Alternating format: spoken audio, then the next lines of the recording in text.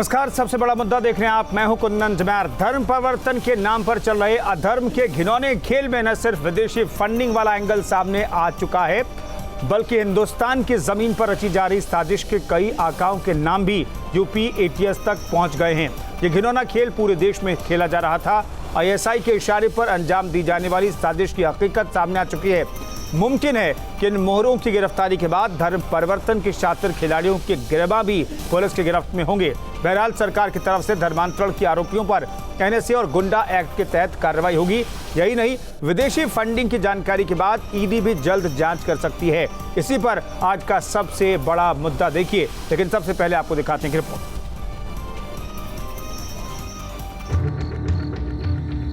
हजार लोगों के धर्म परिवर्तन का मसला जिस तरह से उत्तर प्रदेश में सामने आया, उसने धार्मिक संस्थाओं के नाम पर खेले जा रहे काले खेल की चूल्हे हिलाकर रख दी।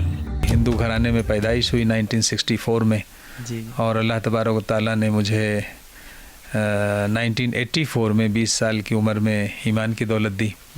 तो पहले मेरा नाम श्याम प्रताप सिंह गौतम था, मेरे घर वालों ने यही नाम रखा।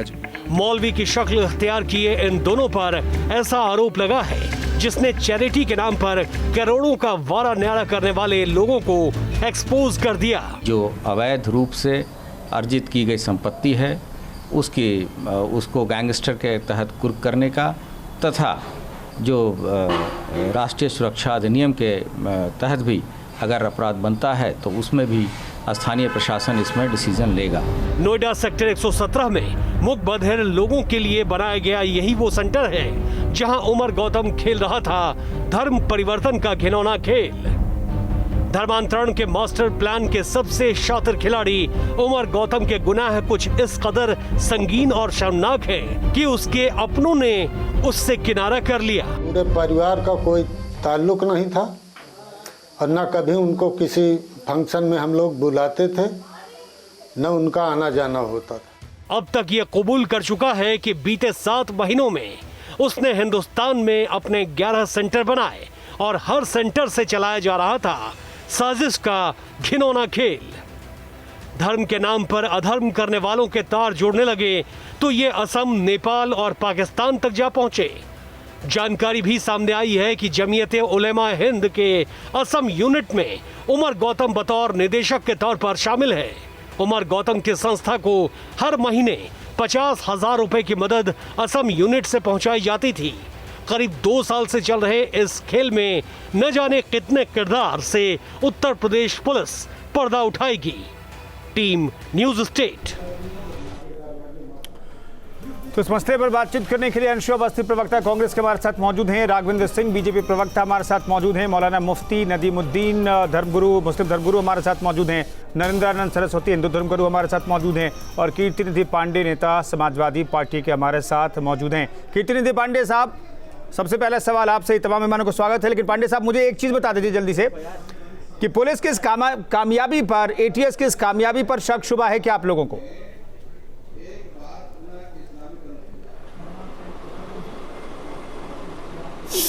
नहीं कुंदन, शक शुबा का सवाल नहीं उठता है। मैं तो कह रहा हूं कि धर्म परिवर्तन, अगर किसी भी धर्म का व्यक्ति दूसरे धर्म के व्यक्ति को जबरदस्ती धर्म परिवर्तन करा रहा तो ये कानूनन जुर्म है। ठीक है। धर्म का प्रचार प्रसार करने की आजादी सबको है कि अपने अपने धर्म के प्रचार और प्रसार करें, लोगों को अपने धर्म के प्रति आकर्षित करें, लेकिन जबरदस्ती धर्म परिवर्तन कराए, ये किसी को आजादी हिंदुस्तान के अंदर नहीं है। और अगर कोई ऐसा करा रहा है तो उसके खिलाफ कानूनी तहत जो कार्रवाई होती है वो होनी चाहिए। लेकिन उससे सबसे ज्यादा महत्वपूर्ण सवाल है कुंदन कि बार बार एटीएस एक बात कहती है कि इस काम में विदेशी फंडिंग हो रही है। हाथरस की घटना में भी कुंदन एटीएस ने यही कहा था कि विदेशी फंडिंग हो रही है। क्या आज तक किसी विदेशी फंडिंग की साजिश का पर्दाफाश एटीएस कर पाई है? हाथरस के अंदर किसको विदेशी फंडिंग हुआ, क्या ये एटीएस आज तक बता पाई? एटीएस केवल इस तरीके के आरोप पढ़ने के बजाय सच्चाई तक जाए और जो दोषी हो, मैं किसी का पक्ष नहीं लेता, अगर कोई जबरदस्ती धर्मांतरण करा रहा हो तो उसके खिलाफ कार्रवाई होनी चाहिए, लेकिन जांच और सबूत पुख्ता होना चाहिए। ठीक है, मौलाना मुफ्ती जी हमें बताइए कि क्या चल रहा है। 1000 लोगों का धर्म परिवर्तन लालच दे करके, मजबूरी करके, जो पहले से मुकबदिर हैं उन्हें अपने धर्म में शामिल कराना, क्या इस्लाम इसकी इजाज़त देता है? और ऐसे लोगों के लिए जो इस तरीके से जबरन धर्म परिवर्तन कराते हैं, किसी की मजबूरी का फ़ायदा उठाकर, लालच दे करके, ऐसे लोगों के लिए इस्लाम में क्या नियम कायदे कानून हैं? देखिए, इस्लाम किसी का जबरदस्ती धर्म परिवर्तन नहीं कराता। मौलाना उमर गौतम के बाप आरएसएस से थे, उसका दावा सेंटर रजिस्टर्ड है, उसको पाकिस्तान से कनेक्शन की बात की जा रही, बेबुनियाद झूठा आरोप है। अगर पाकिस्तान से फंडिंग हो रही थी तो हमारी इंटेलिजेंस एजेंसियां क्या कर रही थी, और पाकिस्तान से फंडिंग हुई, हाथरस में भी वही बात की गई। इलेक्शन आ रहा है यूपी का, भाजपा की सरकार हर मुद्दों पे फेल हो गई, हजारों जो है लाशें नदी में तैरती मिली। मौलाना साहब, मैंने तो पूछा कि भारतीय कानून जो है वो इन 2 आरोपियों को जो करेगा, जो लिखा है उसके हिसाब तो करेगा। मैंने इस्लाम के नजरिए से पूछा कि ऐसे लोगों के लिए क्या है। देखिए, पहली बात तो झूठ है, ये धोखा है। कोई भी मुसलमान किसी को जबरदस्ती धर्म परिवर्तन कराता नहीं। ये मुसलमानों पर ये जहांगीर कौन है? मौलाना उमर कौन है? ये मुसलमान नहीं है? कौन? भाई, आप अदालत है क्या? आप कोर्ट है क्या? नहीं, मैं तो नहीं हूं, लेकिन वो मुसलमान नहीं है। मैं तो पूछ रहा हूं आपसे, आप कोर्ट है क्या? आप झूठे हैं, आप कोर्ट है क्या? मामला कोर्ट तय करेगा, एटीएस तय नहीं करेगी, आप तय नहीं करेंगे। टीवी एंकर हैं आप, चीफ जस्टिस ऑफ इंडिया नहीं है, हाई कोर्ट के। नहीं मौलाना साहब, मैंने तो पूछा कि ऐसे लोगों के लिए इस्लाम में क्या है नियम? इस्लाम ऐसे कबूल करता है क्या? आप मामले को भटकाइए नहीं ना। मैं तो कोर्ट नहीं हूँ, कोर्ट तय करेगा। मैंने कहा एटीएस जांच करेगी, कोर्ट तय करेगा, मैंने भी यही कहा, और कोर्ट ने हफ्ते भर के रिमांड पर भेज दिया है। हाँ, ठीक ठीक, मगर आप बोलने वाले कौन है? मैं कहता हूँ झूठ है, ये गलत है। किसी को लालच दे के मुसलमान धर्म परिवर्तन कराते ही नहीं है। मैं तो कहता हूँ कि झूठ है। नहीं तो मैंने तो पूछा मौलाना साहब, मैंने तो पूछा कि ये जहांगीर और उमर खालिद जो है वो क्या मुसलमान नहीं है? आप बता दीजिए मुसलमान नहीं है। अरे भाई, मैं कहता हूँ कि पहले जांच होने दीजिए। आप क्यों अदालत? नहीं, जांच किस बात की जांच? मैं वो मुसलमान है कि नहीं ये जांच करेंगे क्या? अरे छोड़िए, आप कौन मुसलमान है कौन नहीं है, बेकार की बात मत करिए। आप लोगों का काम है मुसलमानों को टारगेट करना और हिंदुओं। मौलाना साहब, मैंने कौन से टारगेट कर दिया? नहीं, गलत। मैं तो सवाल पूछ रहा हूँ आपसे। आप मामले को भटका रहे हैं। बिल्कुल, आप मुद्दे को आप भटका रहे हैं। नहीं, मुद्दे को आप भटका रहे हैं। अब मुसलमानों पे नरेंद्रानंद सरस्वती, जवाब दीजिए, ये जो चल रहा है, क्या इन सब के पीछे 2 मुसलमान? मैं सारे मुसलमानों को नहीं कह रहा, मैं 2 मुसलमान जो हैं, जो जिनका नाम 2 लोगों के नाम हैं आए हैं, वो मुसलमान हैं। एक ने तो हिंदू धर्म से परिवर्तन करके मुसलमान बना 1984 में। ये 2 लोग सामने आए हैं, लेकिन मुफ्ती साहब कह रहे हैं कि कोई मुसलमान किसी का धर्म परिवर्तन जबरन नहीं कराता। नरेंद्रानंद सरस्वती जी, इससे बड़ा प्रमाण क्या होगा? धर्मांतरण एक तरह से राष्ट्रांतरण, देशद्रोह की श्रेणी में आता है, और ये कृत्य खुफिया एजेंसियों के द्वारा प्रमाणित हो चुका है। ऐसे लोगों को तत्काल फांसी पर लटकाया जाना चाहिए और कठोर से कठोर दंड दिया जाना चाहिए। ये बहुत बड़ा देशद्रोही षड्यंत्र है। इसको पूर्ण रूप से भारत में धर्मांतरण को प्रतिबंधित किया जाना चाहिए। गरीबी और शिक्षा का फायदा उठाकर ये बहुत बड़ा षड्यंत्र चल रहा है। जो कहते हैं मुसलमान नहीं है, इससे बड़ा प्रमाण क्या है? ये लोगों को भ्रमित और भ्रांत कर रहे हैं मौलाना। ये गलत है। सच्चाई स्वीकार करना चाहिए, और सच्चाई है तो खुलेआम चौराहों पर फांसी पर लटकाया जाना चाहिए। मौलाना मुफ्ती, ये मांग आप करेंगे क्या कि अगर ये आरोप सिद्ध होता है, मैं सिर्फ इन 2 मौलानाओं की बात नहीं कर रहा हूं, 2 लोगों की बात नहीं कर रहा हूं जो धर्म परिवर्तन करा रहे थे, मैं तमाम धर्मों के लोग जो जबरन और लालच देकर के धर्म परिवर्तन कराते हैं, उनके लिए आप कहेंगे क्या कि उन लोगों को फांसी पर लटका देना चाहिए? मौलाना मुफ्ती, कहता हूं कि लो जिहाद का भी मामला अदालत को गया, अदालत में नाकाम हो गया। एटीएस को अपनी जांच करने दीजिए। अरे जांच के बाद ही कह रहा हूं मौलाना मुफ्ती, मैं तो कह रहा हूं जांच के बाद ही। नरेंद्रनाथ सरस्वती भी कह रहे हैं जांच के बाद फांसी पर लटका दीजिए। आप ये कहेंगे क्या? बिल्कुल बिल्कुल, जांच के बाद फांसी पे लटका दीजिए। अगर जांच गलत हुआ तो उसको भी फांसी पे लटकाइए। आप बोलिए ना, आप बोलिए। जांच पर कोई शक है क्या आपको? जांच कर रहे हैं, आप लोगों को जांच पर शक है क्या? तो उनके भी फांसी पर लटका अंशु अवस्थी साहब, ठीक है मैं जोड़ रहा हूं। अंशु अवस्थी प्रवक्ता कांग्रेस की भी हमारे साथ मौजूद है। अंशु अवस्थी साहब, जो एटीएस ने खुलासा किया है, जो जांच पड़ताल चल रही है, जो शुरुआती जानकारी मिली है, क्या इस पूरे जांच पर, इस खुलासे पर कांग्रेस को भी शक है क्या? देखिए कुंदन जी, सभी को इस देश में अपने धर्म को स्वतंत्र रूप से अपनाने की, पूजा करने की आजादी है। बिल्कुल, कोई भी किसी का जबरदस्ती धर्मांतरण नहीं करा सकता। ये संविधान में प्रोविजन है। ये संविधान हमको पंडित जवाहरलाल नेहरू, बाबा साहब भीमराव अंबेडकर देकर गए थे, जिसमें ये प्रोविजन है कि कोई भी जबरदस्ती धर्मांतरण नहीं करा सकता है। लेकिन सवाल ये है, इतने दिनों से सरकार क्या कर रही? जब भारतीय जनता पार्टी विपक्ष में थी तब भी यही आरोप लगाते थे। जब आप सत्ता में हैं, और वो भी अच्छा खासा समय हो चुका है, 4.5 साल हो चुके हैं, तब भी आप उसी बात की बात कर रहे हैं। आपका इनपुट कहाँ है? आपका एलाइन कहाँ है? आप कह रहे हैं विदेशों से फंडिंग हो रही है। क्या विदेशों से फंडिंग बिना केंद्र सरकार की सहमति से हो सकती है? बिना सहमति के संभव है? अगर सहमति नहीं है तो कहां पर है केंद्र सरकार की इंटेलिजेंस? अंशु अवस्थी, मैं कह रहा हूं कि एटीएस ने जो खुलासा किया उससे खुश हैं आप लोग, या फिर जो टाइमिंग है उसे लेकर के आप असंतुष्ट हैं?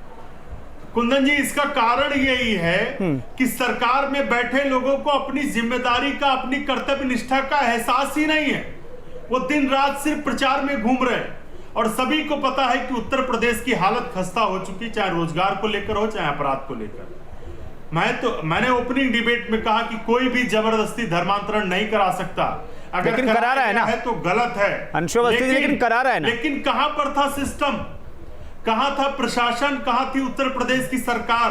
अगर ऐसा हो रहा था तो क्या ये सरकार के लिए चैलेंज नहीं है? सरकार के ऊपर प्रश्न चिन्ह नहीं है इस बात का?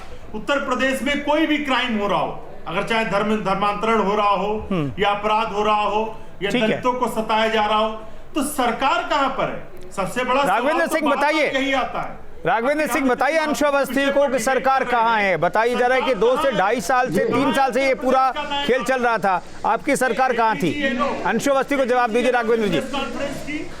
मुझे आप बताइए, सरकार ने क्या कार्रवाई की है? डीजीएलओ पर क्या कहां सो रहे हैं अभी तक? देखिए कुंदन जी, डीजीएलओ अभी तक समाजवादी पार्टी के प्रवक्ता हो, कांग्रेस के प्रवक्ता हो, चाहे मौलाना महोदय हो, सभी लोगों ने देखे कितनी सावधानी से धर्मांतरण के विषय को डाइवर्ट किया। धर्मांतरण के विषय सुन लीजिए, कहा कि जबरन धर्मांतरण नहीं होता है। वास्तविकता ये है, जबरन कहाँ किसे जाता है? क्या ब्रेन वॉश करने को जबरन नहीं कहा जाता है? पैसे दे करके जबरन नहीं होता है? अंशु अवस्थी जी थोड़ा सुनिए ना। जबरदस्ती किसी, अंशु अवस्थी जो सवाल आपने पूछा उसी के जवाब दे रहे राघवेंद्र जी। प्रलोभन दे करके जबरन नहीं होता है। ये सब जबरन धर्म परिवर्तन के, कहिए कुंदन जी, ये सब जबरन ही के श्रेणी में आता है। हमारी सरकार ही इस क्षेत्र में काम कर रही है। लगातार एटीएस को सूचनाएं आ रही थी उत्तर प्रदेश में इस प्रकार की गतिविधियां चल रही हैं, जो आतंकवादी संगठन और संगठित गिरोह हमारे उत्तर प्रदेश में जो मूक बने रहे, या जो नहीं राघवेंद्र जी दरअसल टाइमिंग को लेकर के जो है अंशु अवस्थी परेशान है। चुनाव में बहुत वक्त नहीं बचा है, और अब जाकर के आप धर्म परिवर्तन का एंगल लेकर के आ रहे हैं, तो इसलिए अंशु अवस्थी और उनकी पार्टी शायद परेशान है। मैं यही जानना चाहता हूं कि 4.5 साल तक ऐसी कोई कार्रवाई नहीं हुई, ऐसा कोई खुलासा नहीं हुआ, अब जाकर के कार्रवाई हो रही है, खुलासा हो रहा है, तो इस पर आपत्ति है। राघवेंद्र जी जवाब दीजिए जल्दी से। उत्तर प्रदेश के नौजवान रोजगार, भाई जब पहाड़ में आएगा तभी मुसलमान भाई कुंदन जी अजीब बात ये लोग करते हैं। भाई जब कोई अपराधी पकड़ा जाएगा तभी तो उसके ऊपर कार्रवाई होगी। तो आप लंबे समय तक गतिविधियां इस प्रकार की चल रही थी। अरे आप बताइए ना, आपका सिस्टम कहां पर है? अंशु अवस्थी, हिंदू मुसलमान डिबेट नहीं है, ये देश की सुरक्षा से जुड़ा हुआ मसला है, कट्टरपंथ से जुड़ा हुआ मसला है, और अगर ऐसी मानसिकता के साथ धर्म परिवर्तन कराया जाता है तो देश के लिए बहुत बड़ा खतरा है। आप लोग कब समझेंगे? चुनाव जो है आपके लिए सबसे इंपॉर्टेंट हो जाता है क्या? अपने आप ही बड़ा सवाल है। इस सवाल के साथ हम लौटेंगे। तमाम मेहमान हमारे साथ बने हुए हैं। मौलाना मुफ्ती नदीमुद्दीन, हमें ये बताइए कि जहांगीर और उमर ने कितना बड़ा गुनाह किया इस्लाम के नजरिए से? देखिए, वो क्या गुनाह किया क्या नहीं किया अदालत तय करेगी, मगर मुसलमानों को पाकिस्तान से फंडिंग आ रही है, बदनाम करना। अगर पाकिस्तान नहीं फंडिंग मुफ्ती साहब, मुसलमानों की फंडिंग हो रही है, किसने कह दिया? सेंट्रल गवर्नमेंट को नहीं मालूम है? नहीं मौलाना मुफ्ती, मुसलमानों की फंडिंग हो रही है, किसने कह दिया? मुसलमानों को बदनाम करना मौलाना है। साहब, मैं मौलाना साहब, मुसलमानों की फंडिंग नहीं हो रही है, पाकिस्तान को थूक दिया। गैर कानूनी कन्वर्जन के लिए फंडिंग हो रही है, ये कहा जा रहा है। नहीं चाहिए।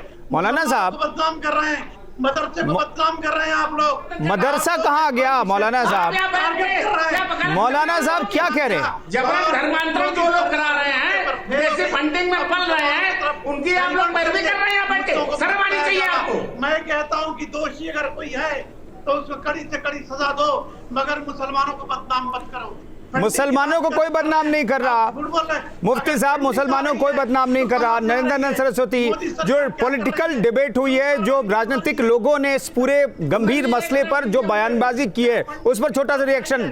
फंडिंग कहाँ चाहिए?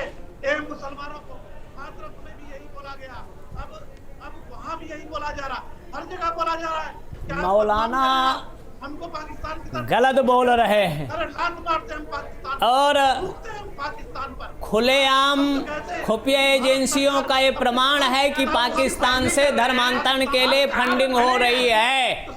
सच स्वीकारना चाहिए। सच से कितना मुंह मोड़ते रहोगे मौलाना? जितने आतंकवादी ज्यादातर पकड़े जाते हैं या धर्मांतरण में पकड़ाए हैं, दोनों ये मुसलमान ही हैं। बैठे हुए ये जो हैं, आपसे सच्चाई को इनकार नहीं कर सकते। सच्चाई आपको स्वीकार करना पड़ेगा।